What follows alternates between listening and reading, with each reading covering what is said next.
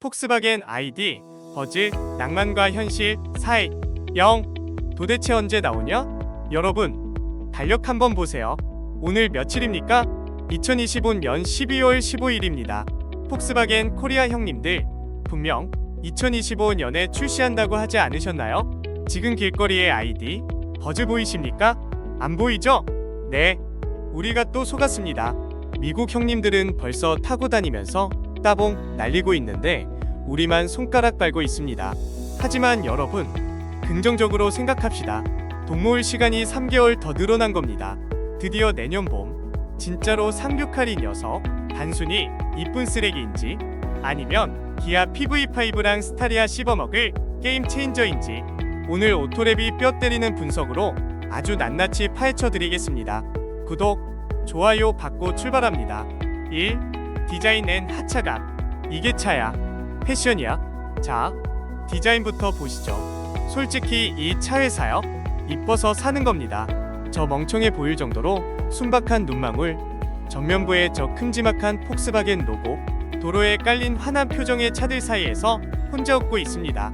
가장 큰 장점이 뭐냐고요? 바로 압도적인 하차감입니다. 스타리아 타고 호텔 발렛 맡기면 아, 짐 실으러 오셨구나 합니다. 근데 이거 타고 내린다? 와, 저 사람 뭐지?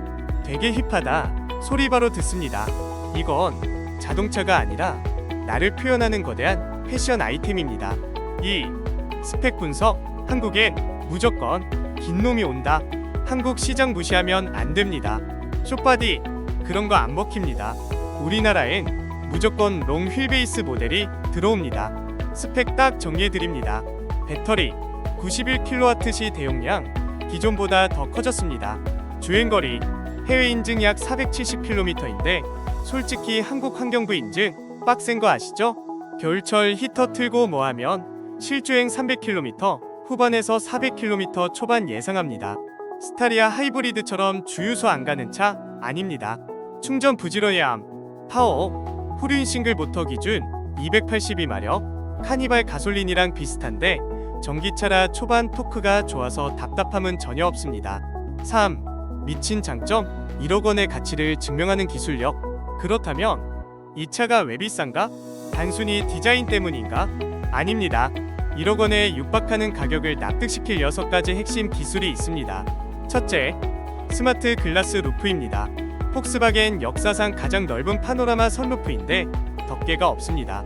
대신 버튼 하나로 유리가 투명해서 불투명으로 변하는 PDLC 기술이 들어갔습니다. 포르쉐 타이칸급 옵션입니다. 둘째, 메모리 파킹입니다. 자주 가는 집 주차장 경로를 최대 50m까지 기억합니다.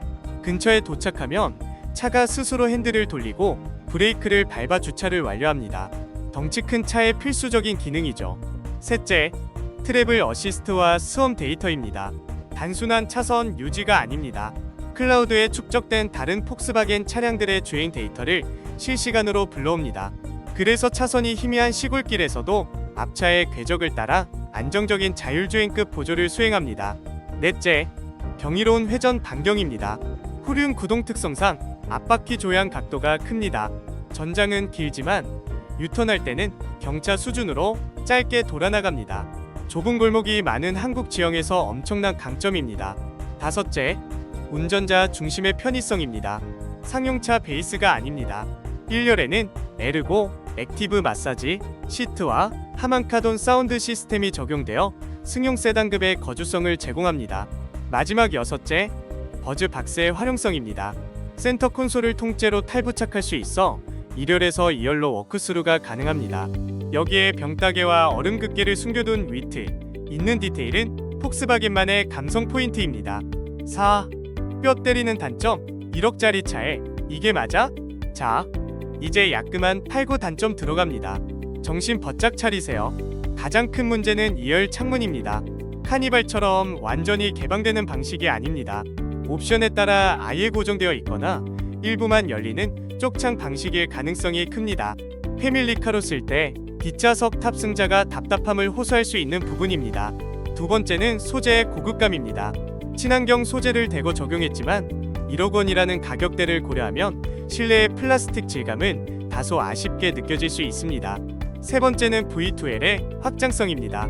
현대기아차의 GMP 플랫폼처럼 고출력 가전제품을 자유롭게 쓰는 데에는 제약이 있을 수 있습니다. 차박 캠핑 시 이 점은 고려하셔야 합니다. 5. 세기의 대결 ID 버즈 vs PV5 vs 스타리아. 그럼 시야를 넓혀 경쟁 모델들과 비교해 보겠습니다.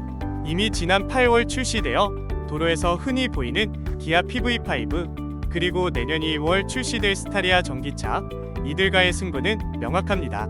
먼저 기아 PV5입니다. 이미 4,700만 원대에 압도적인 가성비로 시장을 장악했습니다. 공간 활용성과 실용성 면에서는 PV5가 우위에 있습니다. PV5는 훌륭한 비즈니스 툴입니다. 다음 스타리아 전기차입니다. 주행거리와 공간은 훌륭하겠지만 태생이 상용차라는 한계를 벗어나긴 힘듭니다. 결국 ID 버즈의 포지션은 명확합니다. 가성비나 효율을 따지는 차가 아닙니다. PV5 두 대 값을 지불하더라도 하차감과 브랜드 아이덴티티를 소유하려는 소위 낭만 비용을 지불할 준비가 된 소비자들을 위한 차입니다.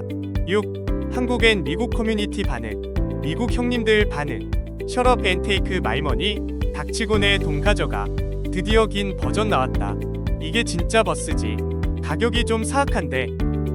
테슬라 모델 X 살바엔 이거 산다. 한국 형님들 반응. 이쁘긴 뒤지게 이쁜데 가격 1억이면 카니발 하이리무진 풀옵션 사고 기름값 10년치 남는다. 전기차 보조금 100% 못 받으면 메리트 없다. 캠핑장 가면 시선 강탈은 확정이네. 관종차로 딱이다. 7. 출시일 앤 가격 예상 뇌피셜 가동. 마지막으로 출시일과 가격을 예측해봅니다. 서두에 말씀드린 출시 지연의 가장 큰 원인은 북미 시장의 폭발적인 수요 때문입니다. 글로벌 물량이 미국으로 집중되면서 한국 배정이 늦어졌습니다. 하지만 미국 초기 대기 수요가 해소되는 시점을 감안하면 국내 출시는 2026년 상반기, 특히 3월에서 6월 사이가 가장 유력합니다. 전기차 수요가 살아나는 봄 시즌을 놓칠 수 없기 때문입니다. 가격은 북미 판매가와 환율을 고려할 때 냉정하게 봐야 합니다. 주력 트림인 스타일 이상을 기준으로 최소 8,500만 원에서 시작해 풀옵션은 1억 원을 상회할 것입니다. 이는 보조금 50% 구간에 턱걸이하거나 아예 보조금을 받지 못하는 구간임을 의미합니다. 가성비가 아닌 프리미엄 럭셔리 밴으로 접근하셔야 합니다. 8. 오토랩의 최종 결론 요약하겠습니다. 가성비와 실용성이 최우선이라면 이미 검증된 기아 PV5나 스타리아 하이브리드가 정답입니다. 장거리 주행이 잦다면 카니발 하이리무진으로 가셔야 합니다.